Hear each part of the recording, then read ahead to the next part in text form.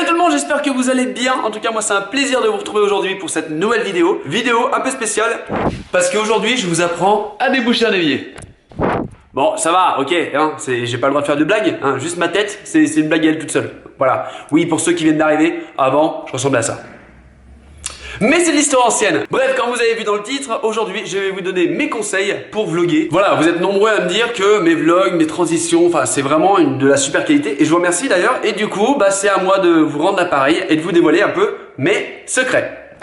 Je commencerai d'abord par vous expliquer pourquoi vlogger, quand vlogger et comment vlogger. On va parler ensuite du matériel, puis du tournage, pour finir sur le montage. Voilà, j'espère que ce petit sommaire te plaît. En tout cas, moi j'ai très hâte de vous montrer tout ça. Oui, je tutoie dans mes vlogs, c'est normal. Bref, n'hésite pas comme d'habitude à mettre un commentaire sur le point qui t'a paru le plus intéressant. Et surtout, reste jusqu'à la fin. J'ai une autre idée de vidéo comme ça et j'aimerais avoir ton avis. Allez, on est go ?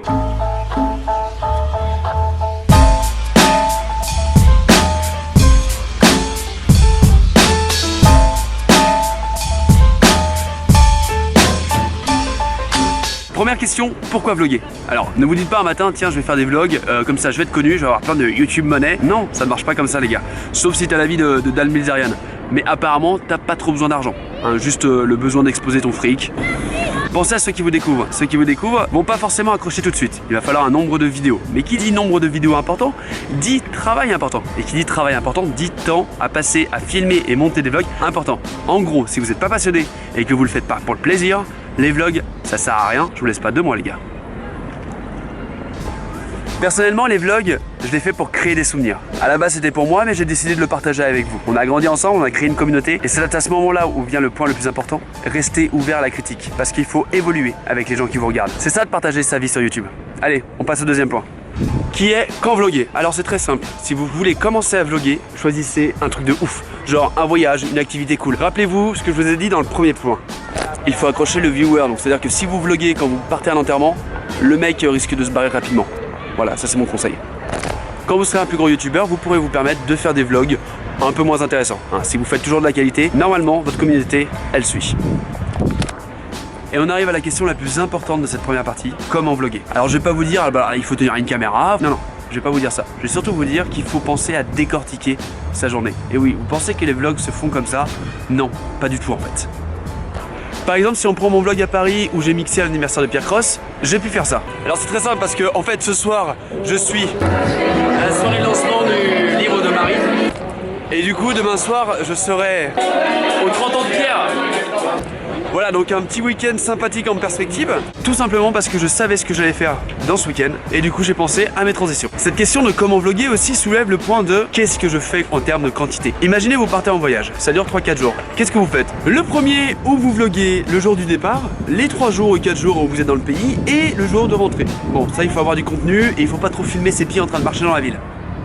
Ou alors deuxième option, faire un seul vlog sur tout votre voyage. Ça vous permettra de tout condenser, d'avoir plus de contenu, plus de belles images, donc une durée plus longue, et surtout de satisfaire votre communauté parce que vous n'allez pas faire 4 vidéos alors que vous auriez pu en faire qu'une seule. Mais ça, c'est à vous de décider. Je peux pas décider à votre place. Retenez juste que le vlog se fait sur l'instant. Et cet instant, il faut choisir de le vivre avec les yeux ou la caméra. C'est toute la question du vlogueur. Est-ce que je vlog? Est-ce que je vlog pas? Bref, on passe au matos. Pour vous montrer avec quoi je filme, je passe en mode iPhone. Je filme toutes mes vidéos avec mon Sony RX100 IV. C'est vraiment un petit bijou de la technologie. Il fait du 4K, il fait du 1000 images par seconde. Enfin, c'est vraiment un truc de dingue. Il vaut très cher, effectivement, il vaut 1200 €. Il y a même son grand frère qui est sorti, le Mark V. Et sachez que moi, je l'utilise en 1080p à une définition même pas la meilleure parce que mon Mac qui est ici, celui-là, là, tac, il est pas assez puissant. Voilà, donc ça c'est un peu l'envers du décor. Je vous conseille son petit frère, le RX103, qui filmera totalement tout ce que vous voulez en 1080p, ou carrément un G7X qui a l'avantage d'avoir l'écran tactile. Et c'est vrai que l'écran tactile sur le G7X c'est pas mal parce que vous pouvez faire des mises au point quand vous posez votre appareil photo, c'est très sympa. Alors par contre le Sony a un avantage, c'est ses modules d'application. Donc moi je fais mes timelapses avec le module d'application directement, contrôle à distance, envoyé par Wi-Fi, et il y a d'autres applications que vous pouvez acheter et installer directement dans le Sony, donc ça c'est très sympa.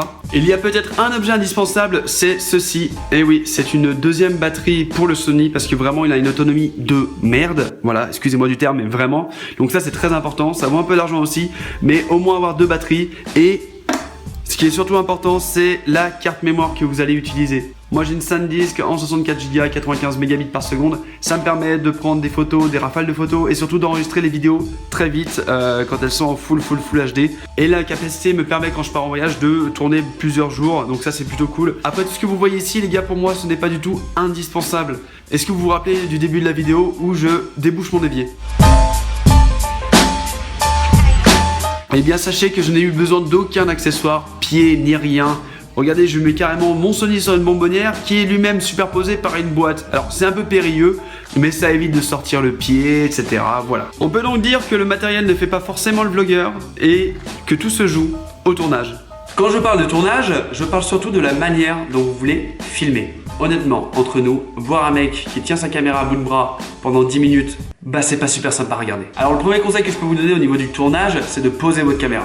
Ne serait-ce que pour faire des plans de coupe, vous savez, des timelapses, des plans où vous marchez dans la rue, des plans sur des bâtiments. Parce que la chose à retenir dans un vlog, c'est qu'il doit être rythmé. Et rythmé, ça veut dire aussi changer d'angle parfois, ça donne du rythme et c'est plutôt stylé. Vous pouvez aussi utiliser le zoom, alors soit comme je viens de faire en post-prod, vous croppez un peu l'image, ou si vous avez un réflexe, vous tournez l'objectif, ça donne un peu plus de dynamisme. Voilà. Utilisez un stabilisateur. Alors si votre caméra en a un intégré, s'il vous plaît, utilisez-le. Je vous mets juste un exemple entre un plan stabilisé et un plan non stabilisé.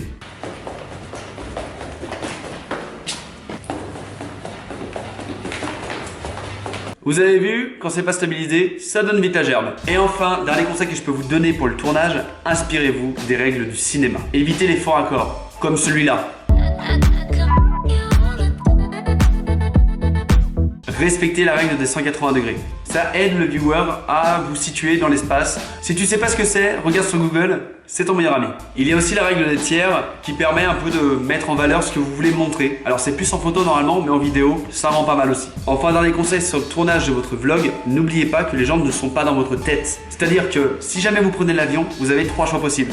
Soit vous l'écrivez, direction Lisbonne, waouh, génial. Soit vous le montrez, vous faites un plan où vous montez dans un avion, soit vous le dites à l'oral, mais ne faites pas les 3. Mais heureusement, ça se rattrape en montage. Allez, on passe à la dernière partie. Ah, le montage. Oui, bon, on est d'accord, c'est ce que vous attendiez le plus. Je vais vous parler de 3 transitions. On va commencer par la plus classique, celle-ci, parce qu'aujourd'hui, je me rase. Alors c'est vraiment le plus simple, que ça soit contre la poitrine ou à la main, c'est très simple. Vous mettez la main, vous enlevez, vous terminez le plan. Quand vous recommencez le plan, vous allumez, hop, vous remettez la main et vous vous filmez. Au montage, vous coupez au moment où c'est noir, voire 2-3 images avant pour que ça soit encore plus rapide. Et c'est tout. Deuxième transition, celle-ci. Bon, comme vous avez vu, alors cette transition aussi est très simple. Vous prenez simplement votre caméra et à la fin du plan, et quand vous recommencez le plan, hop, et là vous vous filmez. Pareil au montage, vous coupez où c'est flou et l'autre pareil, vous collez et c'est terminé. Enfin, je pense que c'est la transition que vous attendez tous, celle-ci. Mais avant ça, je vous annonce un partenariat qui va vous plaire. Alors celle-ci est un peu plus compliquée parce qu'il faut toujours regarder l'objectif. Si vous faites la transition comme ça ne marchera pas. Il faut toujours regarder l'objectif et tourner en même temps. Quand vous recommencez le plan, vous faites toujours pareil. Tac, du même sens, et là vous parlez. Alors c'est vrai que cette transition, au montage, elle est un peu plus délicate parce qu'il faut vraiment détacher l'audio pour qu'il y ait un fondu, etc. Mais j'ai pas envie de vous faire un tuto complet sur les transitions. Le but, c'est pas que vous me copiez. Le but, c'est vous créer votre propre style à partir des éléments que je vous dis. Pensez au son. Le son, c'est un des trucs le plus important dans une vidéo. Vous vous rendez pas compte, mais aujourd'hui, tout le monde est capable de faire une bonne qualité. Ne serait-ce qu'avec ça. Avec un iPhone, vous pouvez faire de la super qualité au niveau de l'image. S'il vous plaît, regardez des tutos. Rehaussez le son par rapport à la musique. C'est super facile. Quoi de plus désagréable que d'avoir le son de la musique à ce niveau-là et le son de la voix à ce niveau-là. Voilà, ça c'est le truc qui me fait péter un câble quand tu montes le volume et que tu le descends. Et enfin, dernier conseil que je peux vous donner sur le montage, apprenez à couper les moments de blanc quand vous parlez. Alors les etc., je suis d'accord, vous pouvez les laisser. Maintenant, imaginons que je parle à cette vitesse. Voyons ce que ça donne quand c'est coupé. Maintenant, imaginons que je parle à cette vitesse. On est d'accord que c'est mieux. En plus, c'est tout simple à faire. Regardez, vous prenez votre piste et vous la coupez au moment où vous voyez que le spectre de l'audio est nul, tout simplement. Ça permettra de dynamiser la vidéo et que le viewer ne s'emmerde pas. Après, ce ne sont que mes conseils, évidemment, loin de moi l'idée de vous imposer mes conseils, mon style de vlog. Vous faites comme vous voulez. Si vous voulez mettre plus de longueur quand vous parlez, vous mettez plus de longueur, moins de plan de coupe, vous faites vraiment ce que vous voulez. L'important, c'est d'être fier de son travail et de se rappeler que le vlog, c'est tout d'abord dans la tête. Merci à tous d'avoir regardé cette vidéo jusqu'au bout. Vraiment, c'est un kiff. Si elle vous a plu, n'hésitez pas à mettre un like. Et comme je vous ai dit, un commentaire sur le moment que vous avez préféré. Je vous ai dit aussi que j'avais besoin de votre avis parce qu'en fait, si vous avez kiffé la vidéo, sachez qu'il y a 10 jours, j'ai écrit une autre vidéo comme ça. Voilà, donc je vous le montre. Hein. J'ai écrit à 2 h du mat une vidéo dans le même genre. Donc écrivez en commentaire si vraiment ça vous a plu et que vous êtes intéressé par un deuxième volet. Alors ce sera pas tout à fait la même chose, mais ça parlera de mon expérience sur YouTube. Voilà, en tout cas je vous kiffe. Merci à tous. Bisous, on se voit mardi. Ciao, je sais plus quoi dire.